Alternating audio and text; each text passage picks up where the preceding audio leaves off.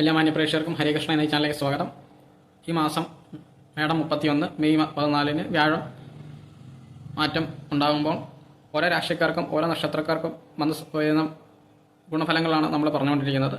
അപ്പോൾ അതിൻ്റെ തുടർച്ചയായിട്ട് ഇന്ന് നമ്മൾ പറയുന്നത് കർക്കിടകൻ രാശിയിലുള്ള ഉണർത്തങ്കാല് പൂയം ആയില്യ നക്ഷത്രത്തിൽ ജനിച്ച 32 വയസ്സ് കഴിഞ്ഞിട്ടുള്ളവർക്ക് വളരെയധികം ഗുണകരമാണ് എന്നറിയുക. ഇതുവരെ അവർക്ക് നടക്കാതിരുന്ന പല കാര്യങ്ങളും നടക്കും. വിവാഹം, തൊഴിൽ, കർമ്മത്തിലും കർമ്മസ്ഥാനത്തിലും ഉയർച്ച, വിവാഹം, ഭൂമി വാങ്ങൽ, പുതിയ സ്ഥാപനങ്ങൾ ആരംഭിക്കുക, എല്ലാത്തിനും വളരെയധികം അനുയോജ്യമായിട്ടുള്ള കാലഘട്ടമാണെന്ന് അറിയുക. അതുപോലെ തന്നെ കർക്കിടകൻ രാശി ലഗ്നാൽ ആയി വരുന്നവർക്കും വളരെയധികം ഗുണകരമാണ്.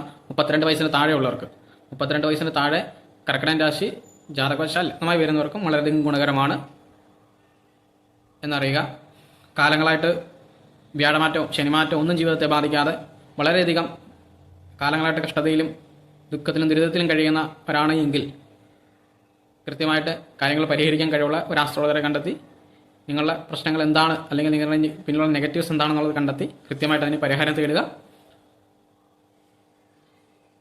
എന്ന് പറയുന്നത് നിർത്തുന്നു. നന്ദി, നമസ്കാരം.